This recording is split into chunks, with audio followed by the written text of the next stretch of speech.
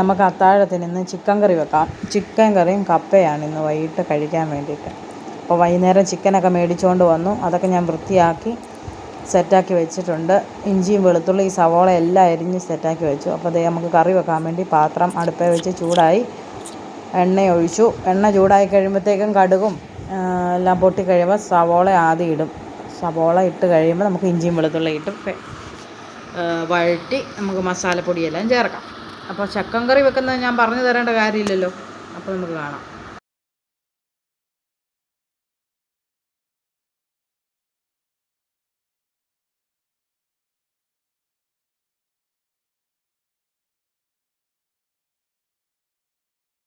Chicken കറി വെക്കുന്നതിനിടയ്ക്ക് ഞാൻ പല പണിക്ക് പോകുന്നുമുണ്ട്. പിള്ളേർ ഇടയ്ക്കിടയ്ക്ക് വന്ന് ശല്യം ചെയ്യുന്നുണ്ട്. കല്ലുക്കുട്ടിയാണ് ഏറ്റവും ശല്യം. കറി വെക്കാനോ അടുക്കളയിൽ എന്തെങ്കിലും പ്രത്യേകിച്ച് പണിയെടുക്കുമ്പോഴത്തേക്കും അവൾ വരും എടുത്തുകൊണ്ട് നിന്ന്. അവൾക്ക് എൻ്റെ മേലെ കയറി ഇരിക്കണം. അവൾക്ക് എളിയിൽ കയറി ഇരുന്ന് എല്ലാം കണ്ടുകൊണ്ട് വേണം ചെയ്യാൻ. കറിയൊക്കെ വെക്കുന്നത് കണ്ടുകൊണ്ട് വേണം അവൾക്ക് ഇരിക്കാൻ. എപ്പോഴും അങ്ങനെ തന്നെ. പിന്നെ പിള്ളേരൊക്കെ അവിടെയുണ്ട്. ഇന്ന് അവധിയാണ്. അതുകൊണ്ട് എല്ലാവരും ഉണ്ട്.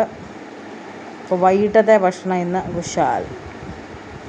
അപ്പോൾ കപ്പയും ഞാൻ അതിൻ്റെ ഇടയ്ക്ക് പൊളിച്ചു. ഞാനും പാറുവും കൂടെ പോയി പൊളിച്ചൊക്കെ വെച്ചിട്ടുണ്ടായിരുന്നു.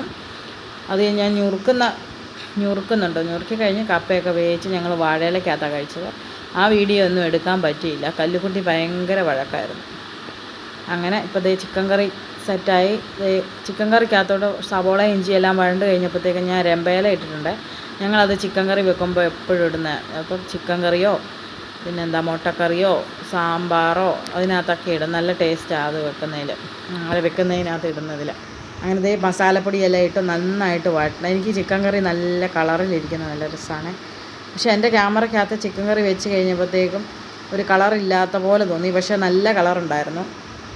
ക്യാമറയുടെ ആയിരിക്കും, വെട്ടത്തിൻ്റെ കുറവ് കൊണ്ടായിരിക്കും. ഇപ്പോൾ നല്ലൊരു കളറുണ്ട്. പക്ഷേ കറി വെച്ച് കാണിക്കുന്നതിനകത്ത് ചെറിയൊരു കളർ വ്യത്യാസം പോലെയുണ്ട്. പക്ഷെ നല്ല കളറുണ്ടായിരുന്നു. എനിക്ക് അങ്ങനെ വരുന്ന ഇഷ്ടം, നല്ല കളറുള്ള കറി. അപ്പോൾ ആവശ്യത്തിന് വെള്ളമെല്ലാം ഒഴിച്ച് സെറ്റാക്കി നന്നായിട്ട് വെന്ത് കഴിയുമ്പോഴത്തേക്ക് നമുക്ക് കറി വാങ്ങി വെക്കാം കേട്ടോ. അപ്പോൾ പാത്രത്തിന് ചേരുന്ന അടപ്പില്ലാത്തതുകൊണ്ട് ഒരു ബേസൻ വെച്ചാണ് അടച്ചിരിക്കുന്നത്.